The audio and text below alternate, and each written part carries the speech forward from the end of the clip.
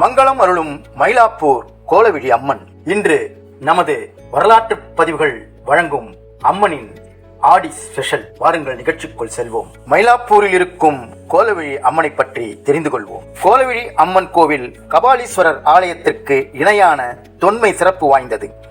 இந்த கோவில் வரலாற்றை அறிந்து கொள்ளலாம். மயிலாப்பூர் கோலவிழி அம்மன் கோவில் கபாலீஸ்வரர் ஆலயத்திற்கு இணையான தொன்மை சிறப்பு வாய்ந்தது என்பதை அறிந்தோம். பார்வதி தேவி மயில் உருவம் எடுத்து மயிலாப்பூர் தலத்தில் தவம் இருந்தபோது அவளை அசுரர்களிடமிருந்து பாதுகாப்பதற்காக சிவபெருமானால் அனுப்பி வைக்கப்பட்ட பத்ரகாளி இவள் என்பது குறிப்பிடத்தக்கது. வடக்கு திசை நோக்கி எளிய நுழைவு வாசலுடன் ஆலயம் அமைந்துள்ளது. அமர்ந்த கோலத்தில் வீற்றிருக்கும் அன்னையே கோலவிழி அம்மனாக விளங்குகின்றாள். இடது காலடியில் அசுரனின் தலையை அழுத்தி வலது காலை மடக்கிய கோலத்தில் காட்சி தருகிறாள். வலது கரங்களில் சூளம், வாள், உடுக்கை, வேதாளம் ஏந்தியும், இடது கரங்களில் கேடயம், அங்குசம், மணி, கபாலம் ஏந்தியும் அன்னை காட்சி தருகின்றார். சிரசில் உள்ள தீஜ்வாலைகளில் 15 இதழ்கள், அதன் நடுவே சீரும் நாகம், திருமுடியின் இடதுபுறம் சந்திரன், கங்கை, வலதுபுறம் நாகம், காதனை அணிந்து சிவசக்தி சுரூபமாக அன்னை காட்சி தருகின்றாள்.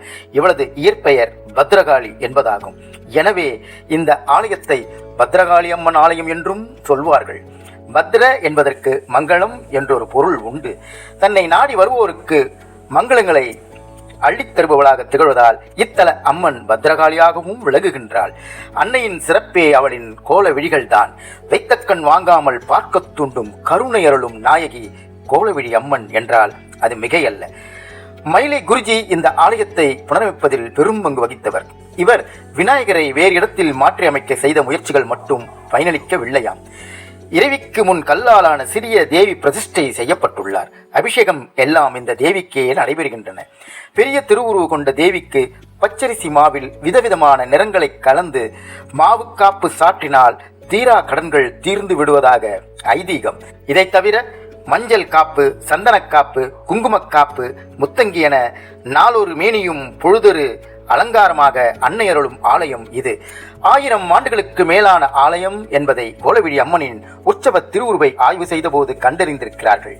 கபாலீஸ்வரர் ஆலயத்தில் எந்த ஒரு விழாவானாலும் இங்கு வந்து அன்னையிடம் உத்தரவு பெற்றே நடத்துகின்றனர். ஐப்பசி மாதம் 14ஆம் நாள் முதல் தை மாதம் முடிய 3 காத காலங்கள் கதிரவன் தன் கிரகணங்களால் அம்பிகையை வழிபடும் விதமாக கருவறை அமைப்பு உள்ளது.